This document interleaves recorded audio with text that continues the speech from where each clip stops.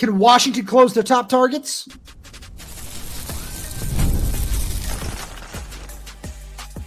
You are Locked On Huskies, your daily podcast on the Washington Huskies, part of the Locked On Podcast Network, your team every day. Welcome back into another edition of the Locked On Huskies podcast. I'm Roman Tomashoff. That's Lars Hansen. He's the site editor with Athlon Sports is Inside the Huskies. I'm the site editor with Huskies Wire. Thank you for making this your first watch or first listen today, as we are part of the Locked On Podcast Network, your team every day. And today's episode is brought to you by FanDuel. Right now, new FanDuel customers can get $150 in bonus bets if your first $5 bet wins. Lars, we got a really fun show coming at all the everydayers today. We're going to talk about Washington's branding push, which included a very, let's just call it interesting collaboration with Jon Gruden. We'll get to that. I have a lot of thoughts that I just kind of want to get off my chest. So we'll get to that at the end. Stay tuned. Stick around for that because we need to talk about the importance of this recruiting weekend over Junior Day and why Washington can't fall behind. And a big part of not falling behind is making sure you secure some commitments. Lars, we're going to talk about a couple guys where you set the over-under at 2.5. I was way lower, and I'm sticking to that, mainly for jinx reasons at this point more than anything else.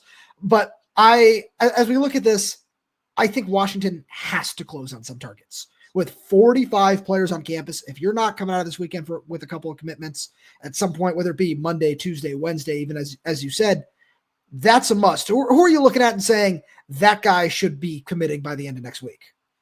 So I think we probably should start local. Just one. Sure. I think again, it won't be Derek Coleman Bruce. To be clear, I don't want to. Let's just make that clear because as much as we would both love that, and I'm sure UW fans would love that, there is, I guess, a non-zero chance, but it's like 0.001% chance that it's Derek. But one of the two guys I think that is available is going to be the O'Day guys. And so out of the two, I'm leaning towards David Schwerzel.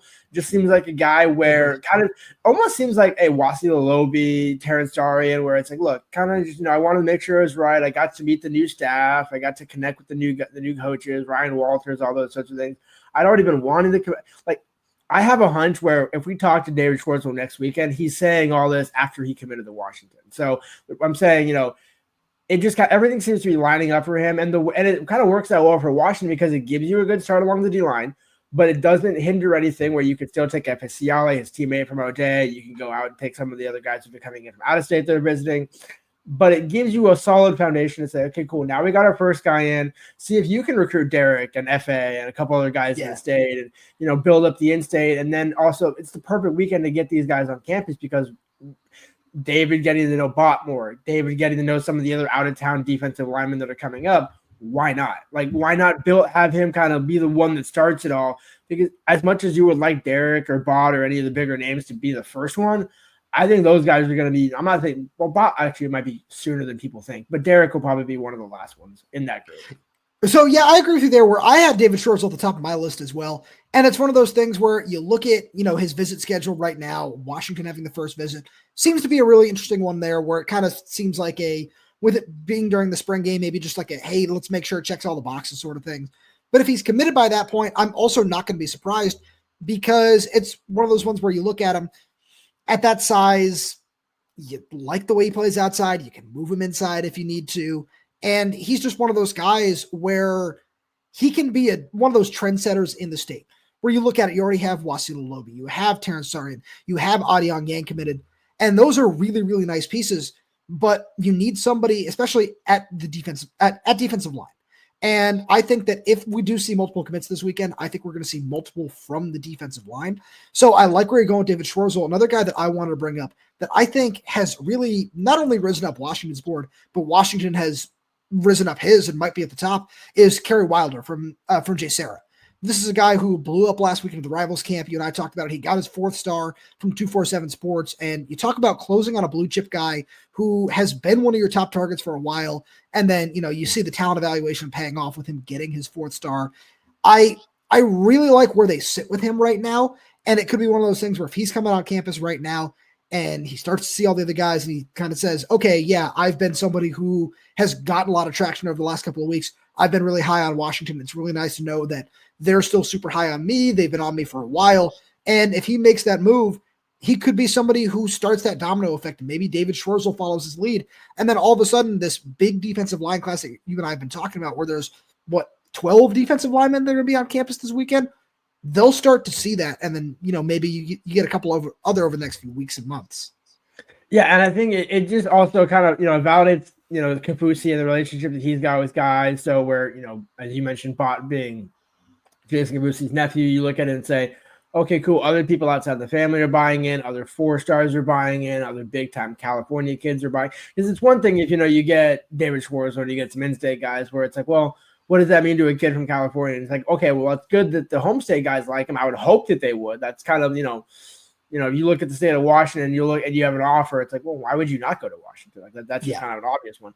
But it's just as important to make sure you go down to California to get some guys as well, because you don't want to just settle for I don't want to say settle for the Washington kids, but you look at it and say like 4-star, probably top 150, 200 guy at the end of the day in terms of where he might end up at the rankings. Just naturally, I think, because we talked about it, where you're going to need to add what, 3 edge rushers, if not, depending at the very least.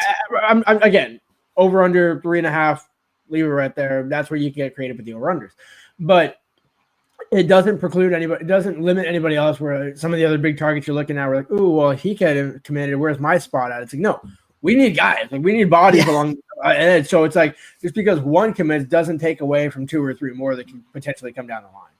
So, Lars, do you have any other names? Because there's one kind of a dark horse long shot that I want to bring up, but if you have anybody else, please feel free.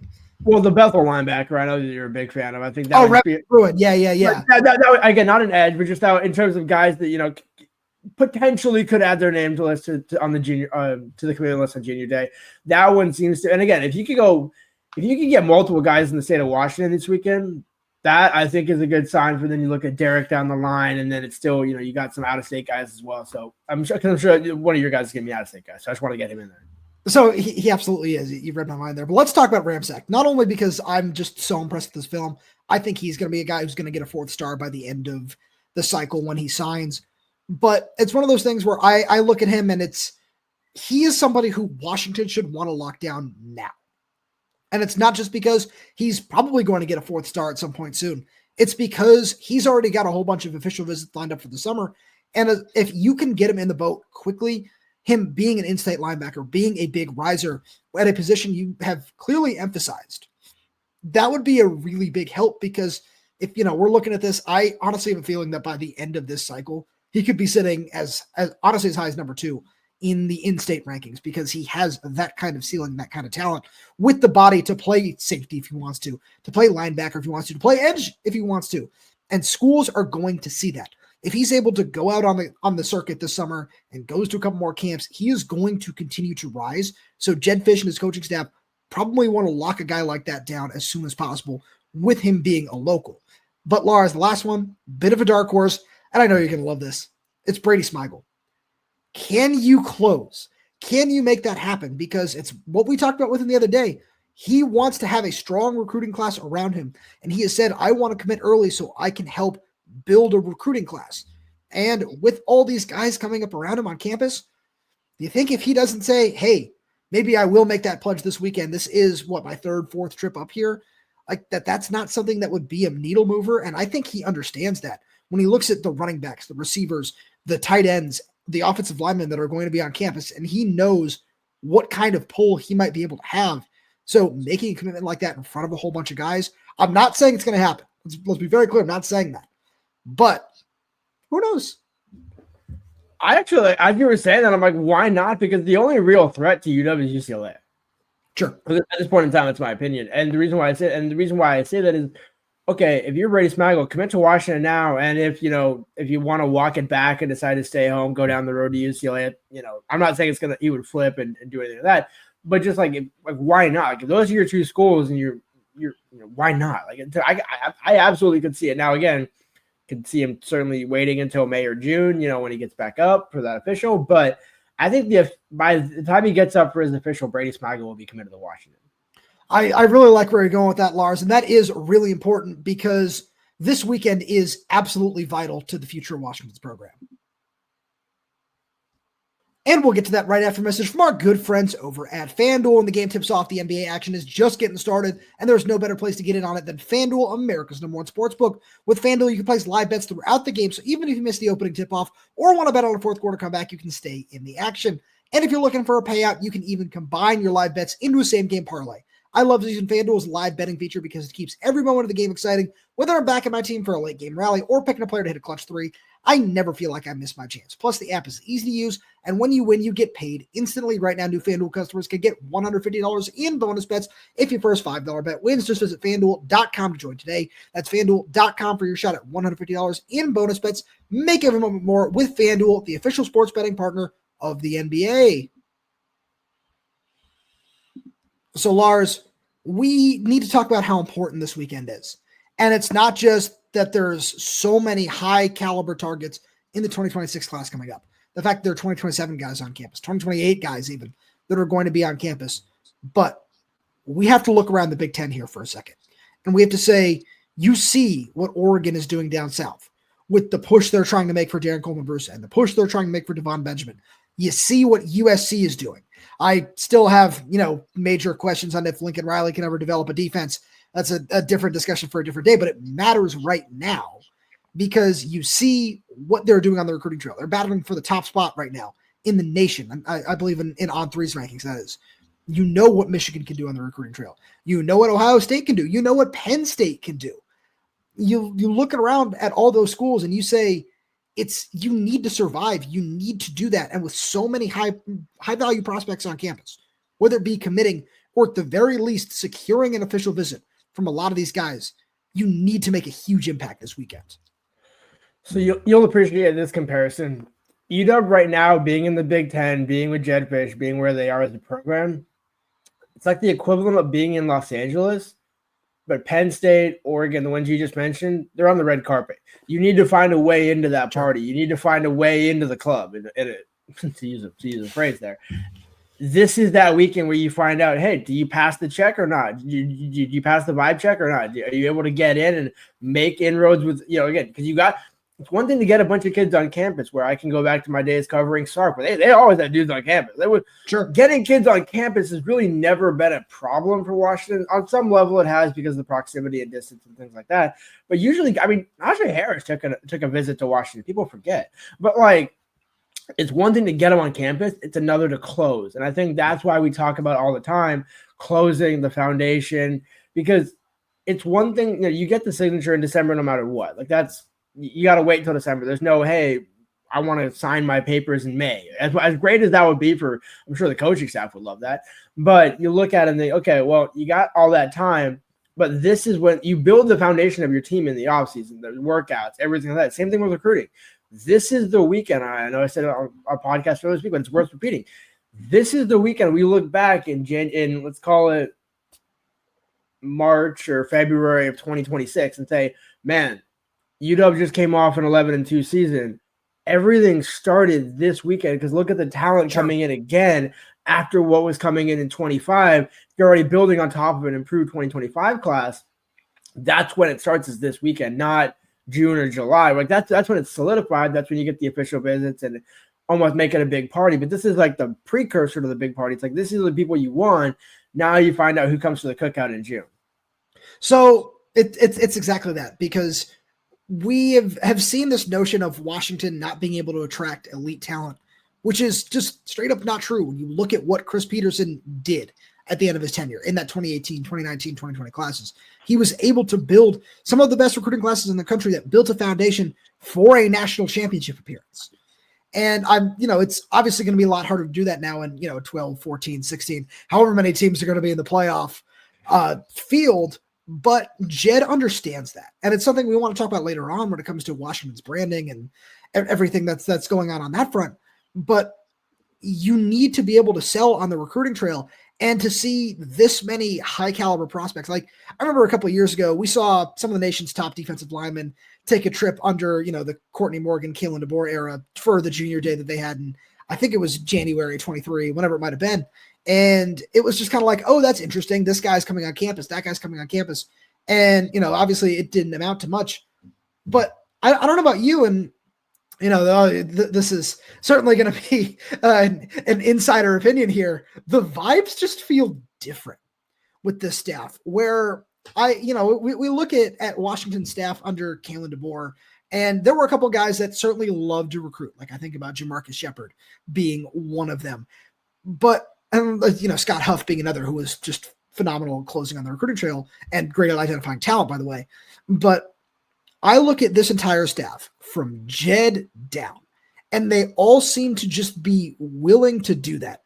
It's like this is going to be a ridiculous assessment, especially for some of our older everydayers who might not be as big of a gamer as you or I, where it's like people who sim the season or sim all the games in NCAA 25 just to recruit, where I feel like they have guys like that on the staff that just also happen to be really good coaches.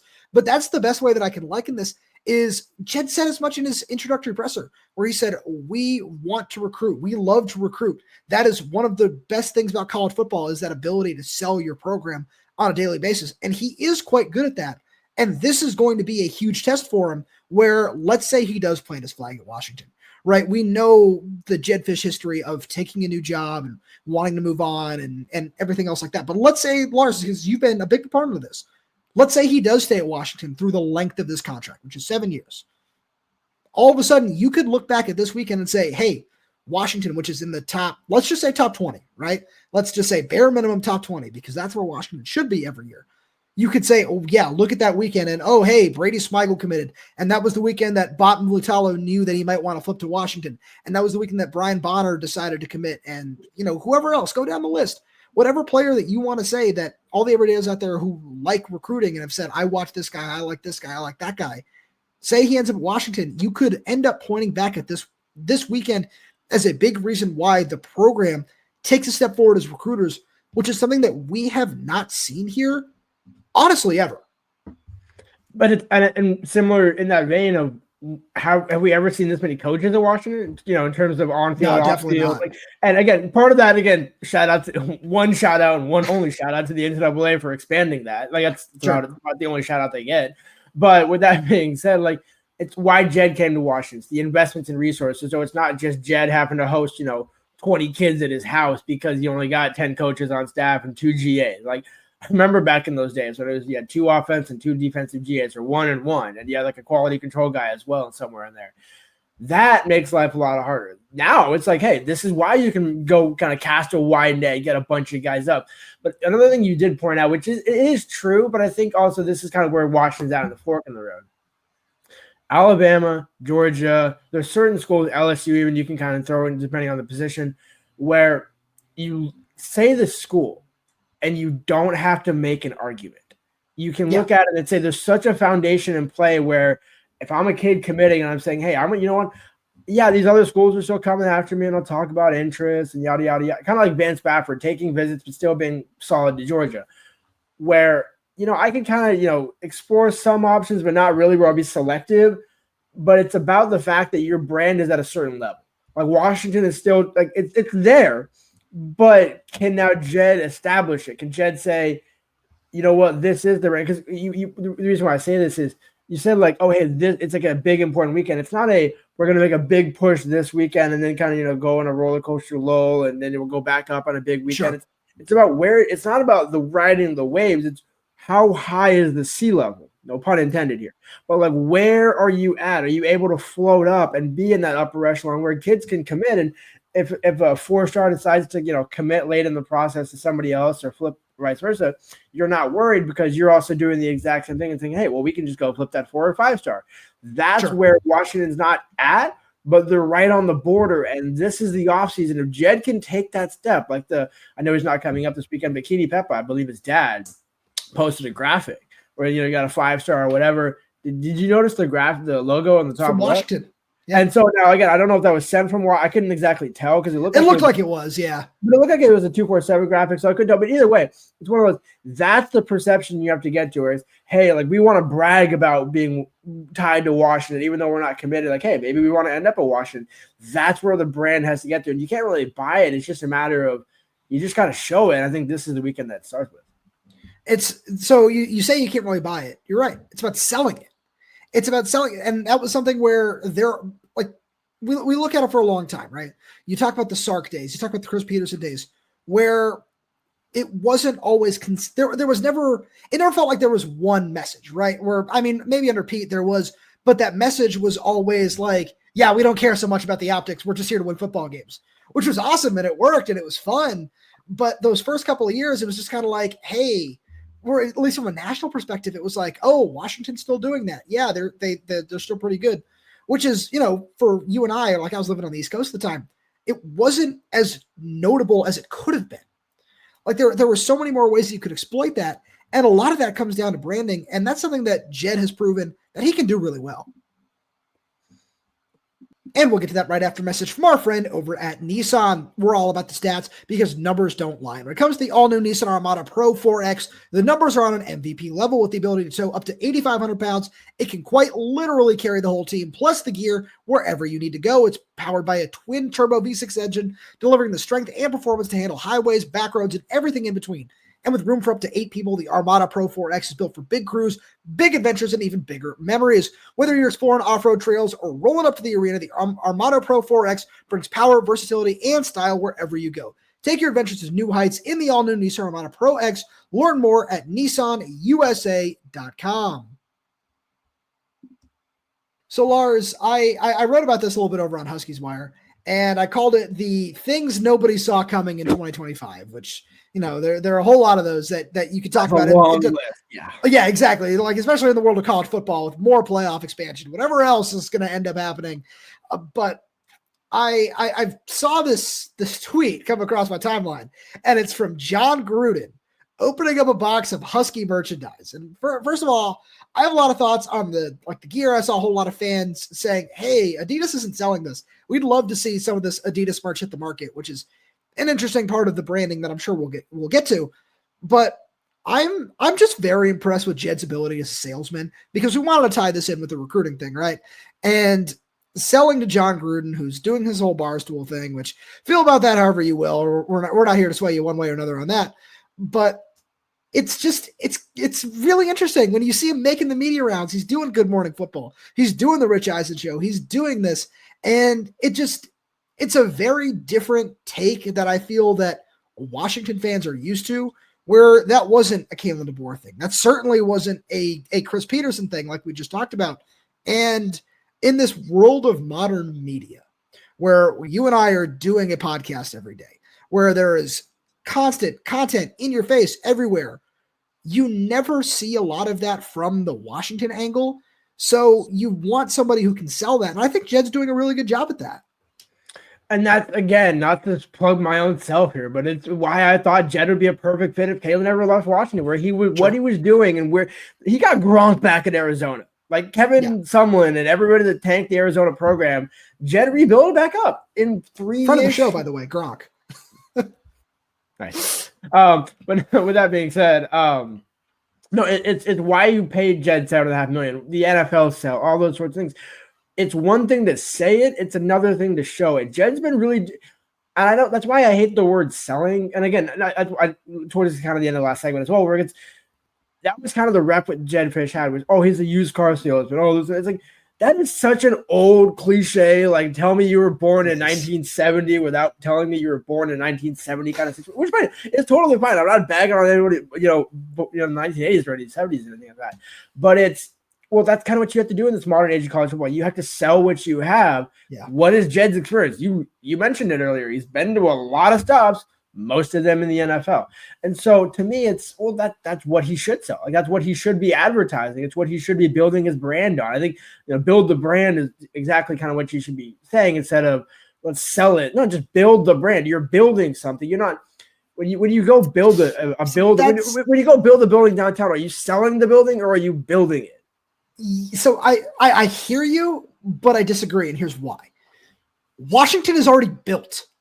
Washington is built. You had 3 straight New Year's Six appearances. You had a national championship appearance. This is all within the last 10 years.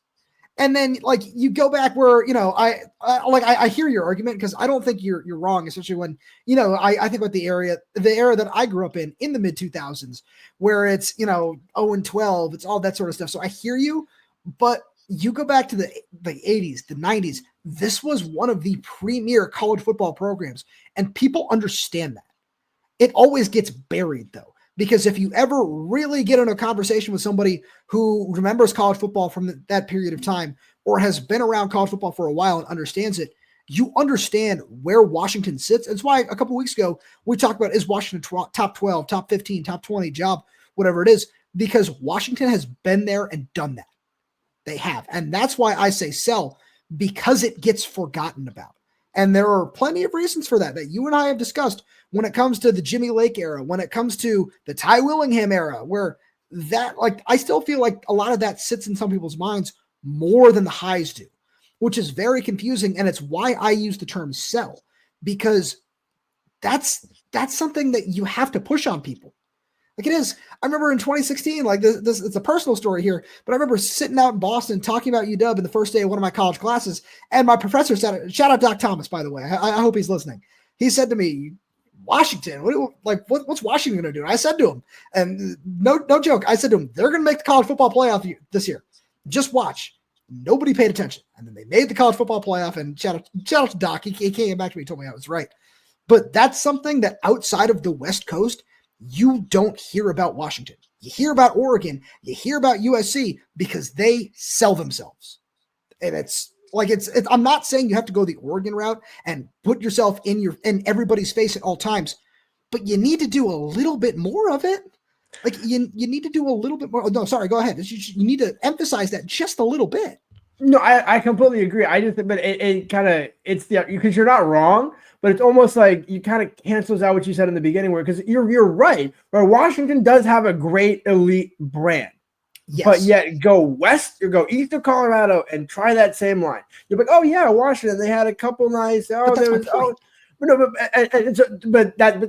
the brand there then, or is it again below and you need to get it up? And which I think that's what I'm saying is like there's still like the brand recognition, but then there's the brand like preservation where it's like almost like you're like refining it, or like maybe like it's almost like, you know, like remember the Washington Nationals back in the day, how many people had those old Washington Nationals hats on, and it was because it was the logo, it was the W logo.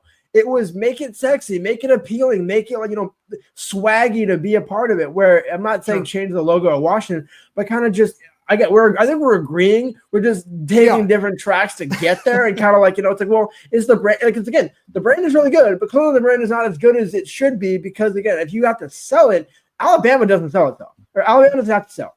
Georgia doesn't have to sell. USC does because the program kind of, you know.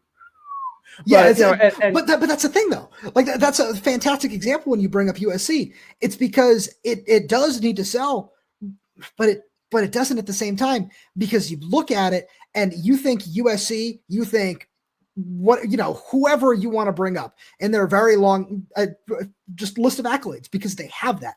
They do. You don't really think about the fact that you could go back and say, when's the last time they made the playoff? If you really want to go down that road, you could, but people don't necessarily think about it as much because of the brand that they are. And that's what you should be saying about Washington, but people throw them to the side because of everything that, and part of this is, you know, recency bias. What happened after the 2023 season with Kalen leaving, with all the turnover, where people liken them to TCU, which is just straight up ridiculous, because that wasn't even close. Like they shouldn't be in the same ballpark because of the unprecedented amount of turnover, not just on the player side. If it was just a player thing and Kalen DeBoer was coaching this team last season and everything turned out the exact same way, it's a different conversation. But it wasn't that. It was something completely different. It was a new coaching staff, a completely new team, a completely new culture. So that gets lost. Where you go on ESPN, and right now the most recent story about Washington is, oh, well, they suffered major regression along the offensive line. And it's just kind of like, if you just read the headline, you're just going to say, oh yeah, you know, didn't they win the Joe Moore Award 2 years ago? But people are going to forget that it's 5 new starters and you lost basically all the backups too. Like it's something that gets lost when you talk about Washington. And that's the point that I think we're agreeing on, is Washington's real brand has been lost in this world of, this is flashy, this is sexy, this is what's in your face every single day. And we know what that is. Like we do, where Washington doesn't do that. So the fact that Jedd does it just a little bit is different. And I think some people don't necessarily love that and are a little bit uncomfortable by it, but it's not a bad thing. You know, as you were saying that, it makes me think, you know, you can kind of tie it into Seattle as well. Make it a culture thing. Make it a culture about, like, make Seattle a destination where, you know, again, I having grown up here, well, Bainbridge, but, you know, living in the area my entire life, Like Seattle's a little bit different. And again, we're not going to go down that road, but just again, it's not necessarily the same that I grew up in, but it's still beautiful. It's still great places. And I think if you can kind of re-energize the Seattle market, because we saw what it could do in 23 when you go to the national championship. If you can sustain that, and I'm not saying national championship every year, every other year, but if you can make the playoffs every year, if you can be 10-2 and then find out is it 11, 12, 13, so be it. Every other year, you should be in the quarterfinals or semifinals or competing for a national championship.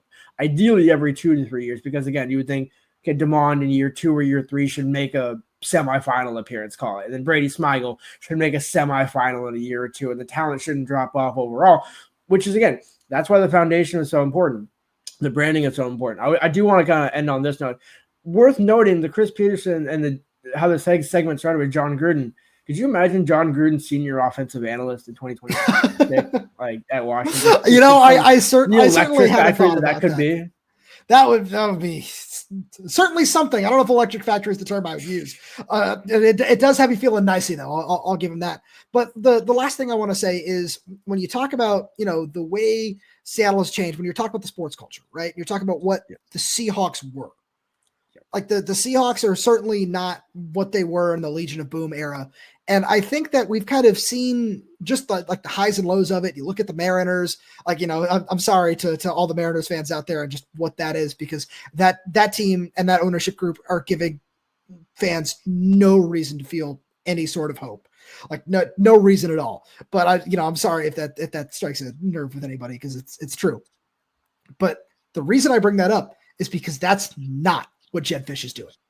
And you can see that he is giving you every possible reason to say, hey, I think you need to buy in here. Here's why. Here's how awesome Washington is. This is what we love about this. When like the sports culture in the city without the Sonics, I think that's, when you talk about the way it's changed, I think that's the number one thing that kind of took a lot of sports interest away from the city. And that's a whole other discussion that we don't necessarily have time for today, because we're basically out of time. But you look at all that and you say Washington has the ability to be a significant sellout draw, because we've seen it. We know that. And it's just a matter of consistency, which has not happened over the last 5 years, but it's also a matter of success. And Jedd is doing a lot to sell that and say, hey, even when we're down, this is how awesome Washington is at the traditions with all the NFL players and this and that. That was one of the things that Gruden mentioned, was all the NFL players that he loved from Washington. He listed like 20, right? But that's something that gets lost, is my point, where let's end on this note here. One of the things that he said, where, former Tampa Bay Buccaneers head coach, right? He says, some people might not know this. Vita Veos went to the University of Washington, which I took personal offense to, because everybody has to know that. But that's the thing, is you should never have to say, hey, did you know this great player went to Washington? Because that's what Washington built in the 60s, the 70s, the 80s, the 90s, and what got lost and where it honestly should never be again. Lars, as always, thank you so much for being here. Thank y'all for tuning in. We really do appreciate your support. We got so much more fun stuff coming for you throughout the offseason. So please make sure you subscribe wherever you get your podcast, whether that's YouTube, Spotify, Apple Music, Amazon Music. We're there. We're everywhere. We're updating this channel with new content every single day. So make sure you click that like button, click that little bell, so you never miss when we post a new video. If you have any questions, comments, concerns, drop them right down below in the comment section. And if you're audio only, please leave us 5-star reviews. It does help us out a lot. Thank you so much for tuning in, and we'll talk to you on Monday.